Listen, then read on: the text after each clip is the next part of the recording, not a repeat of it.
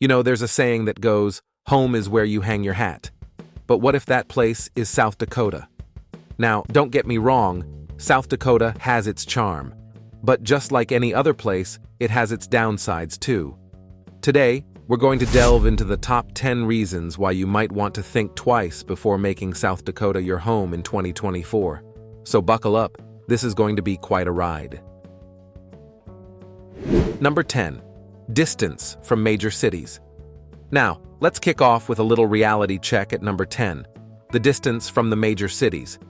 Being centrally located, South Dakota is quite a distance from major coastal cities. This can make travel more difficult and time-consuming. For example, NYC is approximately 1,500, Santa Barbara 1,600, and Miami 2,000 miles away from the state. So if you're someone who travels frequently, this is something you will want to consider. Number 9. Education system concerns. Landing at number 9, let's chat about South Dakota's education system.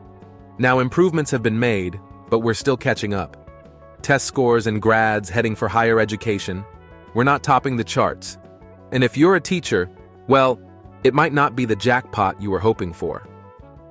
South Dakota is also known for losing highly educated citizens at a higher rate than almost any other state.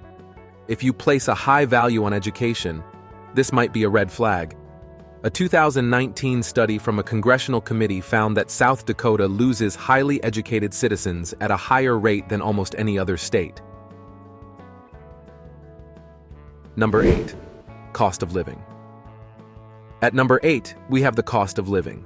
While South Dakota does boast a lower cost of living compared to many states, wages also tend to be lower. This means that despite the lower costs, you might not be saving as much as you'd expect. This can be particularly challenging for those who are looking for a high standard of living, or those who have student loan debt. Number 7. Small population. Breaking into the top 7, let's talk small population. While this might be a pro for some, others might find the state's relatively small population a bit isolating. If you're used to a more populated area, South Dakota might feel a bit sparse too.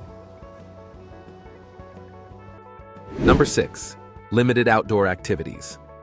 Hitting number 6, we're talking about something close to heart: outdoor activities. Sure, the Badlands and Black Hills are stunning, but compared to other states, the recreational menu is a bit sparse. And let's not forget those freezing temps that limit your outdoor fun. Number 5. At the halfway point of our list is something to consider if you're a foodie or an artsy soul: limited entertainment options. Sure, Sioux Falls and Rapid City have their charm, but venture beyond, and you might find yourself missing the buzz of a bustling city. Dining variety, concerts, and museums? Well, you might need to cherish those when you visit the big cities and brace yourself for a bit of cabin fever when winter hits. Number 4.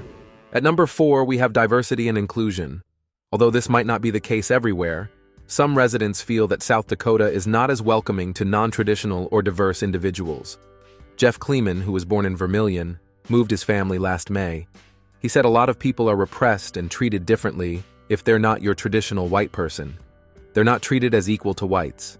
And that was the reason he moved, because he wants his kids to grow up in an environment where they're welcoming of all people. And that's not South Dakota unless you share their similar views. Number 3. Notorious South Dakota winter. Coming in at number 3, we have the weather. South Dakota is known for its extreme weather conditions, from blistering hot summers to bone-chilling winters. Harsh weather conditions include heat waves, humid summers, and intense winds. If you're not a fan of measuring snow in feet instead of inches, you might want to reconsider your move.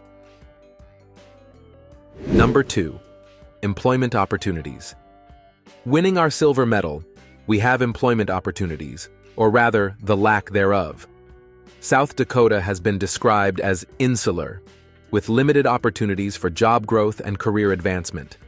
With primarily 2 centers of commerce and enterprise, the state might not offer the career diversity you're looking for. Paul Barron, the former executive director of the Board of Regents, found that South Dakota loses highly educated citizens at a higher rate than almost any other state. This is due to the state's very insular nature. While you want people to stay there, they also need to have growth from the outside. It's not necessarily a particularly engaging place to be if you are not from South Dakota. Number 1. And now, the grand finale, the number one factor to make you think twice: politics. According to a survey conducted by South Dakota Public Broadcasting, the top reason people consider leaving South Dakota is politics. South Dakota is overwhelmingly conservative, but not everyone leans right.